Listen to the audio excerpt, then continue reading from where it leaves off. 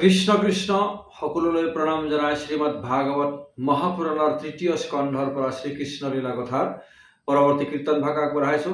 জয় গুৰু শংকৰ, জয় গুৰু মাধৱ, জয় শ্ৰীকৃষ্ণ। দেৱহতীৰ সন্তাপ আৰু যোগ সাধন। দেৱহতীক জ্ঞান প্ৰদান কৰি ভগৱন্ত কপিল জগতৰ মংগলৰ কাৰণে আত্ম উপলব্ধিৰ জ্ঞান দিবলৈ গোটেই বসুমতী পৰ্যটন কৰিবলৈ বুলি তেওঁ মাতৃৰ ওচৰৰ পৰা অনুমতি লৈ তেওঁ গুচি গ'ল। তাৰপিছত কি হয় শুনো আহক। দেৱহতীৰ সন্তাপ আৰু যোগ সাধন। কপিল প্ৰভুৰ কথা কহিব পাছত দেৱহূতি যি কৰিলা শুনিও সাম্প্ৰত প্ৰাণপুত্ৰ যাইবাৰ দেখিয়া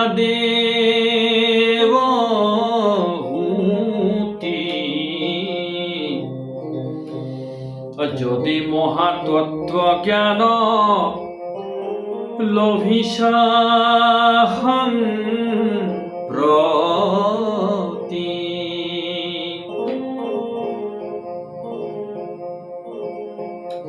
তবু শোক অগণীয়ে পীড়িত ভৈল মন অকিঞ্চিত বিবৰ্ণ দেৱী কৰিলা বন্দন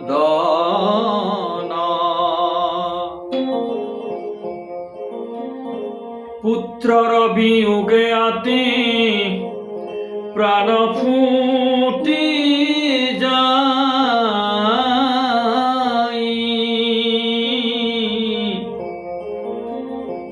কপিল কপিল বুলি কান্দে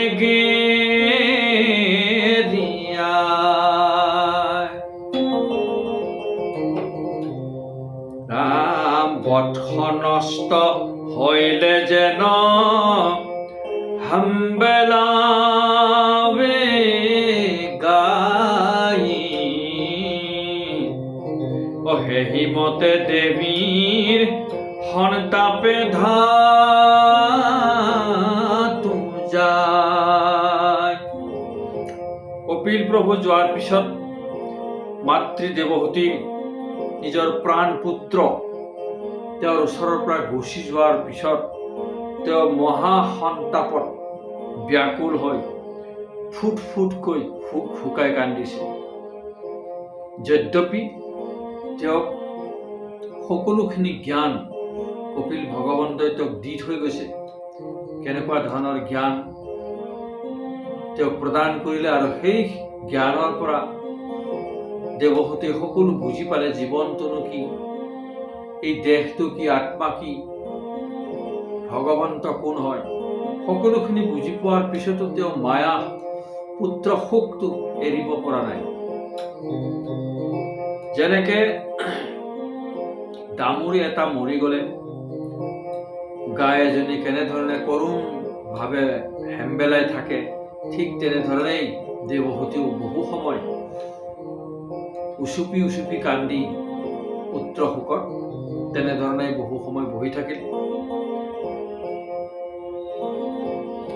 অভূমিত পৰিয়া গুণ কৰণত বৰ্ণন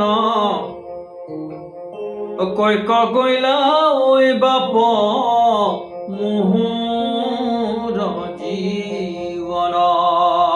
মাটিত বাগৰি বাগৰি কান্দিছে, বোপাই তুমি কলৈ গুচি গলা? অস্বামী বনে গৈলা সিও এৰালো দুখ অপৰম সুন্দৰ দৰ্শনে তোজো মুখ। স্বামী মোক এৰি থৈ গ'ল, সেই দুখৰ পৰাই মই আঁতৰি আছিলোঁ। সেই দুখৰ পৰা মই নিস্তাৰ পাইছিলোঁ তোমাৰ মুখখন চাই। কিন্তু এতিয়া তুমিও গুচি গ'লা, মই এতিয়া কাৰ মুখ চাই জীয়াই থাকিম? এনেধৰণে মায়া মোহত পৰি তেওঁ শোকত পৰি কান্দি আছে। অবে মই অভাগী ভৈল হুৱে কেশ্বৰী, কোনে মোক জ্ঞান বুজায় বেক কৃপা কৰি, কোনে আনো নানা বিলাপ ৰিলা বৰণাৰী,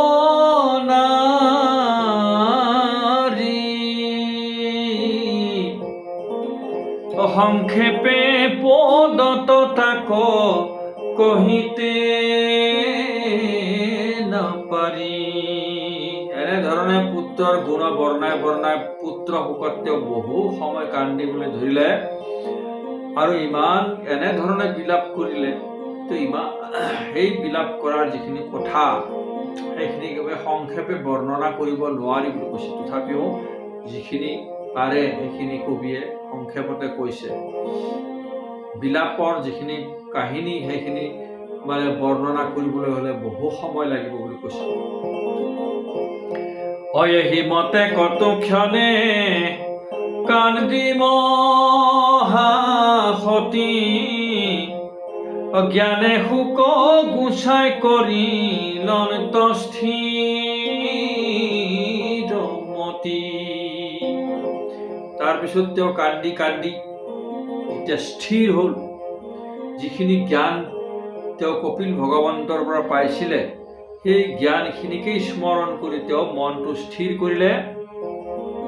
তেওঁ সুখ গুচাই দিলে মনৰ পৰা।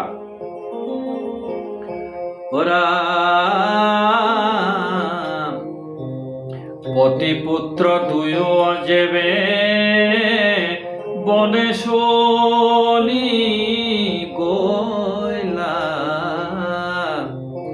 মনুৰ নন্দিনী পাছে বিৰকতি ভৈলা। পতি আগতেই গ'ল। তাৰপিছত পুত্ৰই তেওঁক জ্ঞান প্ৰদান কৰি গুচি গ'ল। তেওঁলোকৰ শোকত পৰি মোহত পৰি তেওঁ বহু সময় কান্দিলে, তেওঁলোকৰ গুণ বৰ্ণাই। তাৰপিছত তেওঁ ভাবি পালে যিখিনি জ্ঞান তেওঁক প্ৰদান কৰি থৈ গৈছিল সেই জ্ঞানৰেই প্ৰভাৱত তেওঁৰ লাহে লাহে বিষয়বিলাকৰ প্ৰতি বৈৰাগ্য আহিবলৈ ধৰিলে।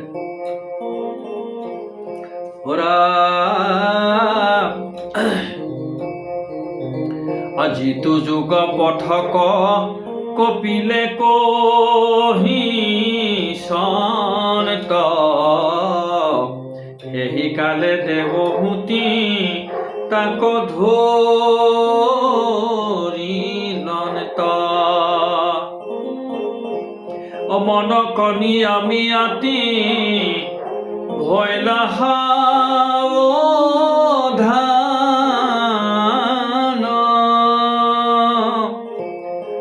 জলে নামি নিতে তিনি বেলা কৰে স্নান। কপিল ভগৱন্তই যেনেধৰণে তেওঁক কৈছিলে ঠিক তেনেধৰণে সেই নীতি নিয়ম মানি তেওঁ লাহে লাহে ঈশ্বৰ চিন্তন কৰিবলৈ ধৰিলে। তেওঁ দিনত 3 বাৰ স্নান কৰিবলৈ ধৰিলে। স্নান কৰি ঈশ্বৰ চিন্তন কৰে, ৰাতিপুৱা, দুপৰীয়া আৰু গধূলি। অমাথে পিংগল বৰণ কুটিল জটাশয়, মহা উগ্ৰ তপে দেহা কৃষ ভৈলকায়। তেওঁ উগ্ৰ তপ কৰিবলৈ ধৰিলে। মন ইন্দ্ৰিয়বিলাকক বশীভূত কৰি ঈশ্বৰৰ চৰণত বা ঈশ্বৰৰ চিন্তন কৰাবলৈ সেই ইন্দ্ৰিয় আৰু মনক লগাই দিওঁতে যিখিনি কষ্ট কৰিবলগীয়া হয়, যিখিনি অভ্যাস কৰিবলগীয়া হয় সেইখিনিকে তপস্যা বুলি কৈছে। তেনেধৰণে তেওঁ উগ্ৰ তপ কৰিলে। 3 সন্ধ্যা তেওঁ স্নান কৰি ঈশ্বৰৰ চিন্তন কৰে আৰু খোৱা লোৱাত তেওঁ মাত্ৰ অকণমানহে খাই ফল মূল খাবলৈ ধৰিলে। আৰু তেনেধৰণে তেওঁৰ সুন্দৰ শৰীৰটো লাহে লাহে ক্ষীণাংগীন হৈ গ'ল। আৰু মূৰৰ যিখিনি চুলি তেওঁ চফা কৰিবলৈ এৰিলে, লাহে লাহে জটাত পৰিণত হ'ল। ৰাম যুগুত আহাৰ যুক্ত বিহাৰ ফুৰণত কুৎসিত কৃষ্ণ যুগুত আহাৰ যুক্ত বিহাৰ ফুৰণত যুগুত শয়ন যুক্ত জাগিয়া থাকন্ত। যিখিনি আহাৰ খাব লাগে সেইখিনিহে খায়, যিমানখিনি সময় শুব লাগে সিমানখিনিহে শুৱে। এটা লিমিটেশ্যন আছে, এটা সীমা আছে। যদি ভক্তি পথত অগ্ৰসৰ হ'ব লাগে তেনেহ'লে নিত্য নৈমিত্তিক কৰ্মবিলাকৰ এটা ৰুটিন বনাই ল'বলগীয়া হয়। তেনেকৈ ৰাতিপুৱাতে ব্ৰহ্মপুৱাতে উঠা, প্ৰাতকৃত্য সমাপন কৰি ঈশ্বৰ চিন্তন কৰা, আৰু খোৱা লোৱাত যেনেকৈ অকণমানহে খাব লাগে। যেনেকৈ আমাৰ খাদ্যৰ যিটো মোনা তাক 4 ভাগ কৰি 2 ভাগতহে খাদ্য, এভাগত পানী, এভাগত বায়ুৰ কাৰণে ৰাখিব লাগে। ঠিক তেনেধৰণে নীতি নিয়ম কৰি তেওঁ খোৱা লোৱা আহাৰ বিহাৰ সকলোতে সংযম ৰাখি পেলাই ঈশ্বৰ চিন্তন কৰিবলৈ ধৰিলে। ৰাম কুৎসিত বিবৰ্ণ ফটা কানি পিন্ধিলত কপিল বুলিয়াতি ফুকাৰতে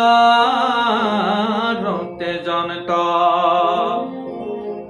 তেওঁ লাহে লাহে কাপোৰবিলাক বিবৰ্ণ হৈ গ'ল, ৰাজ পোছাক বাদ দিলে। যিটো বিষয় বাসনাত যেতিয়া তেওঁ স্বামীৰ সৈতে ৰমণ কৰিছিলে বিমানখনত উঠি, তেতিয়া সুন্দৰ সুন্দৰ ড্ৰেছ পোছাক পিন্ধিছিলে।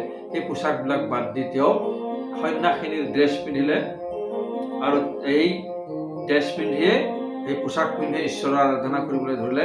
মাজে মাজে তেওঁ কপিল কপিল বুলি নিশ্বাসৰে তেওঁৰ হুমুনিয়াহ কাঢ়ে। আনতপ আচৰণত কৰ্দমৰ জায়া গুচিলে কাম ক্ৰোধ দূৰ ভৈল মায়া। তো এনেধৰণে তেওঁ 3 সন্ধ্যা স্নান কৰি ঈশ্বৰৰ আৰাধনা কৰিবলৈ ধৰিলে।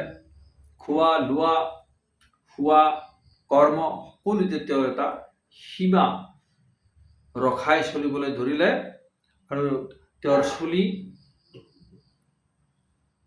নাবান্ধোতে ভালদৰে ৰখাও নকৰোঁতে জটা হৈ গ'ল। আৰু তেনেধৰণে তেওঁ কঠিনভাৱে নিজৰ শৰীৰটোক এটা